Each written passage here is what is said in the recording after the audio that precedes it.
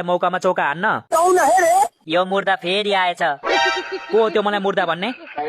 Rome Rome भाइयो। त हो मलाई मुर्दा भन्ने? म होइन नि सर, म मुर्दालाई त मुर्दा भन्दिन। तपाईँ जिउँदो मान्छेलाई कसरी मुर्दा भन्छु र हौ? बात त सही है। तिमीहरूको जिन्दगी मेरो हातमा छ बुझेस्। यदि जीवनभर जेलमा सड्नु छैन भने अनुशासित भएर बस। यो भन्दा कति अनुशासित हुनु सर? कि अब जेलभित्र पनि टाइल आएर बस्नु? सर लास्टै भोक लाग्यो हौ। आज मेन्युमा के छ? भ्यागुताको सुप छ, खान्छस्? कि मुसाको सुकुटी खान्छस्? भयो सर भयो, केही नखाने। आज त मेरो व्रत पो छ त, अहिले पो याद आयो। तपाईँलाई थाहा छ सर, हामीले 1 महिनादेखि मासु खाएको छैन। त्यसैले आज बिरयानी बनाउनु रे दाजुले भन्नुभएको।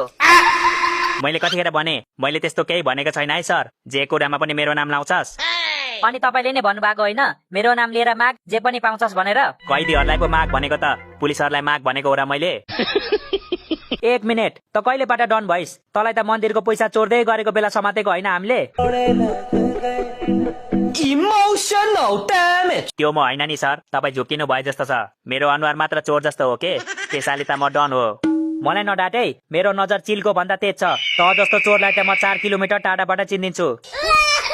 भनेपछि यत्रो महिनादेखि यसले मलाई उल्लु बनाइरहेको थियो। ओइ पैसा झिक, मेरो पैसा झिक छिटो। लौ कुन पैसा? कुन पैसा रे?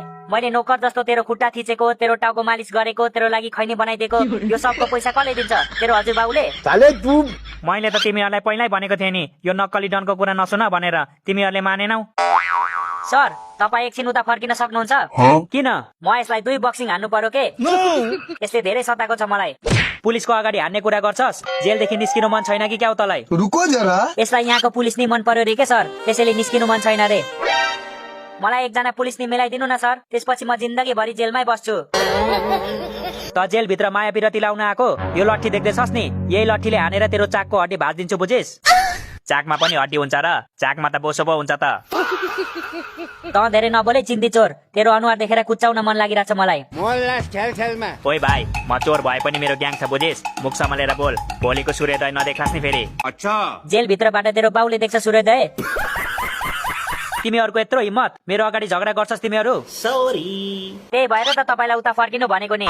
तपाईँ उता फर्केर 10 सम्म गर्नु, त्यति जेलसम्म हामी यसलाई पब्लिक हान्छौँ। ओइ पुलिस आयो, भागौँ छिटो भागौँ। साले हामी अलरेडी जेलभित्र छौँ, अब कहाँ भाग्नु? ए हो त है, म त भट्टीमा पो छु जस्तो लागिरहेको थियो। अबे साले। तिमीहरूलाई त पागल खाना लानु पर्ने रहेछ। थानामा लिएर गल्ती गरेछु मैले। केही छैन सर, मान्छेले गल्ती गरेरै त सिक्ने हो नि। अर्कोचोटि समात्नु भयो भने चाहिँ पागल खाना लैजानु हामीलाई।